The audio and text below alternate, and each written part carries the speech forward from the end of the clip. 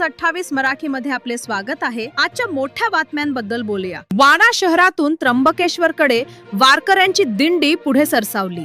वाडा शहरातून निवृत्तीनाथ संजीवनी सोहळ्यानिमित्त विठ्ठल मंदिर देवस्थान तर्फे सतत 28 वर्ष वाडा ते श्री क्षेत्र त्र्यंबकेश्वर पायी दिंडी आयोजन केले जाते। शेकडोच्या संख्येने महिला व पुरुष बाळगोपाळ या दिंडीमध्ये सहभागी होतात। आज वाडा शहरातून त्र्यंबकेश्वरकडे दिंडी मार्गस्थ झाली। दिंडी सुरू झाल्यापासून भ.प. कृष्णा महाराज मेहुणकर आळंदी यांचे सहकार्य व मार्गदर्शनाने दिंडीमध्ये भजन, कीर्तन, प्रवचन राबवले जातात। तसेच वाडा शहरातील दानशूर अन्नदात्यांचे दिंडी चालकांकडून आभार मानण्यात आले। या दिंडी सोहळ्याकरिता वाड्याच्या नवनिर्वाचित नगरसेविका स्मिता पातकर, नंदकुमार आंबवणे, भानुदास भानुशाली, वकील राजेश भोईर, हेमंत आंबवणे, संदीप पातकर, डॉक्टर दीपक आंबवणे तसेच भाविक, भक्त, वारकरी संप्रदाय मोठ्या संख्येने उपस्थित होते। वार्ताहर इंडिया न्यूज 28 साठी कोऑर्डिनेटर वैभव आळशीच्या जोडीला किरण दुपारे, पालघर जिल्हा प्रतिनिधीची रिपोर्ट। 27 वर्ष दिंडीला झाले ना, 28 वर्षाचं पदार्पण, त्याच्यामध्ये माझी 26 वर्ष झाली, 2 वर्षाचा गॅप। पण जो आनंद असतो तो एवढे वर्ष झाले, तो आनंदच आगळा आणि वेगळा आनंद होतो। जेव्हा आपल्याला निघायचं असतं तेव्हा असं होतं का, आतून मला असं हे होतं, उत्सुकता होते का देवा मला जायचंय जायचंय देवा जायचंय असं। त्याच्यामध्ये हा सोहळा सुखस्वर्गी नाहीये। आज वाड्यावरून श्री क्षेत्र त्र्यंबकेश्वर येथे निवृत्तीनाथ समाधी संजीवन सोहळ्यासाठी वाड्यातील शेकडोच्या संख्येने वारकरी त्र्यंबकेश्वरच्या दिशेने रवाना झालेले आहेत। आपल्यासोबत महाराज आहेत। महाराज, या पालखी सोहळ्याचा आनंदासमवेत तुम्ही काय सांगाल?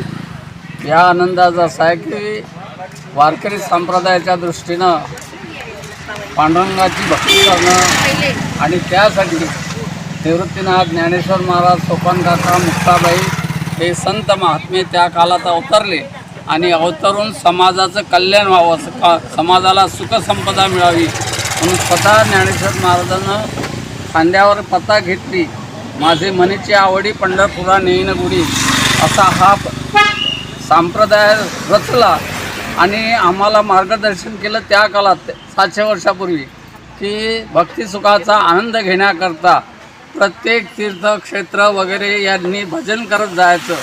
टाळ, मृदंग, पताका, लावणी, मृदंग, श्रुती, टाळ, घोष, शिव ब्रह्मरस आवडीने या परंपरेनं जवळजवळ आज 28 वर्षापूर्वी भाई आंबवणे आणि सगळं आमचं विठ्ठल मंदिर ट्रस्ट बसलं आणि 28 वर्षापूर्वी हा पालखी सोहळा सुरू केला। त्यानिमित्तानं मलाही आळंदीवरून या सेवेमध्ये सामील होता आलं आणि तो आनंद उपभोगता येते। कारण वारीचा आनंद आहे हा कोणाला सांगता येत नाही। कायेनं, वाचेनं, मनानं तिन्ही सेवा घडत असतात, फक्त आपण त्याचा विचार करत नाही। ही काही मौज नाही, मौज करण्याकरता वारी नाही, तर आपला आनंद भोगण्याकरता शारीरिक तपश्चर्या यांनी वाढते, कायिक तपश्चर्या वाढते, मानसिक तपश्चर्या वाढते, पण याचा विचार जो भजन करतो त्यालाच अनुभवायला येतो।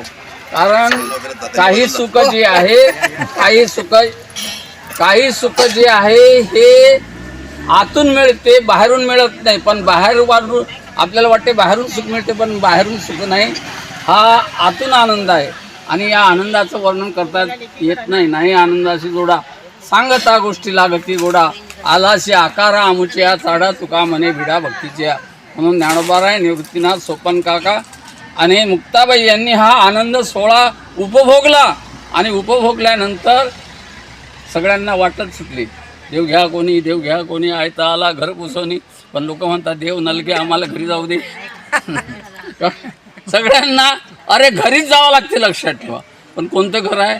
ज्ञानदेवा घर चिदानंदी, चिदानंद स्वतःचा आनंद हे घर आहे आणि तिकडे जाण्याची सगळ्यांना ओढ आहे। पण तुम्ही आम्ही म्हणता जा तुम्ही, तसं नाही, अंतर्मुख व्हा। आणि अंतर्मुख होण्याकरता तुम्हाला काही वाचिक मानसिक सेवा घडली पाहिजे, तपश्चर्या घडली पाहिजे. तपेविण दैवत विद्याविना प्राप्त भुजेविना ही तो कोण सांगे. पण कितीही सांगणारा असला तुम्ही करा वटवट, मी झालो निंबरगट. अशा प्रकारे हे मी सुरुवातीला सांगितलं बाह्य आंबवणे. आणि आम्ही सुरुवातीला बसलो, विचार केला, विठ्ठल म्हणजे सगळ्या पंचायती आप्पा होते, म्हणजे सगळ्यांच्यामुळे हा सोहळा आहे. लक्षात ठेवा, एकल्याचा नव्हे खेळ म्हणून मेळ मेळविला. आणि सगळ्यांनाच आनंद आहे. सोहळा कोणाचा आहे? निवृत्ती नाथाचा. ते शिकवतात तुम्ही या संसारातून निवृत्त व्हा आणि दिंडीला प्रवृत्त व्हा. पुंडलिकावरती